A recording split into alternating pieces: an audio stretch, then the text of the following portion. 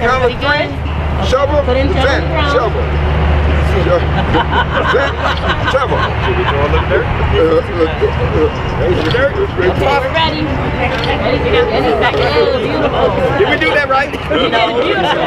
I am a senior executive with Synergy Healthcare Management. We're responsible for managing the day-to-day operations of Guardian Care. And in fact, we've been in place for about 15 years. Make no mistake about it, our orders and directions come from the board of directors. We are implementers of their vision.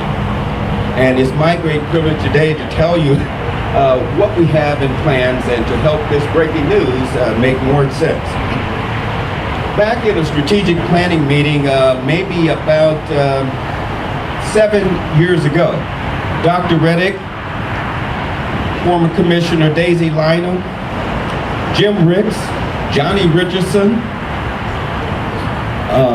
Inez Long, and a group of board members, we sat down with Synergy and with the administrator of our facility, Eloise Abraham, who's out there in the back. We sat down to look at and do what we call strategic plan this entire campus. And what that meant was we looked at our strengths, we looked at our weaknesses, we looked at opportunities, and tried to determine what can we do to better serve our community in the future. It became clear that financial strength and stability was one of our strengths. We had no debt on anything, so that was a strength.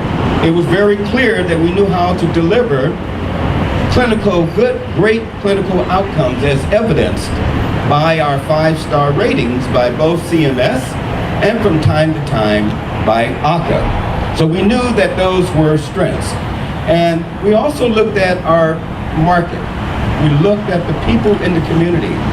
And what was determined, what was made very clear, was that our seniors of tomorrow were changing. Lastly, we then looked at the process that Medicaid and Medicare uses for reimbursement. And it became very clear to us that we would have to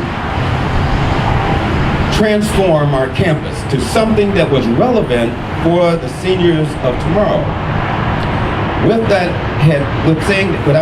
Having said that, it was decided that we would build a senior campus community.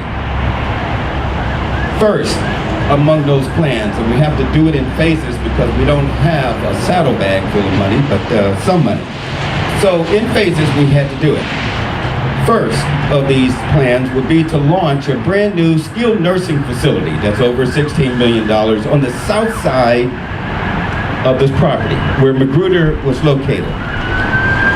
Second, once we make that particular move, we will then take the existing facility and make it affordable assisted living. And I underscore affordable. You have assisted livings out there right now, but that's not available, not accessible to our community. It may be $5,000 or $6,000 a month, but we'll be far south of that to make it affordable assisted living.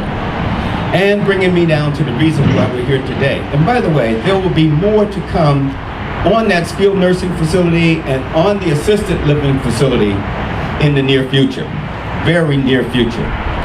But bringing us to where we are today, we wanted to also, as part of that meeting, realize that we had to start to deal with the home health market, meaning that there were many seniors that didn't require full-time stay, they didn't require skilled nursing, and maybe many that didn't require even a daycare.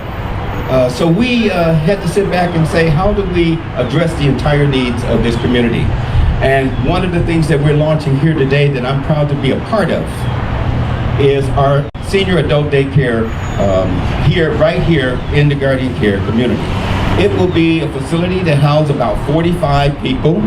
The hours of operation for our guests will be from 7 o'clock in the morning to around 5 o'clock in the evening, giving the caretakers the time that they need to go and do what they want, but yet rest assured that their loved ones are in a place that loves them and that will care for them with the highest of standards, as I previously mentioned.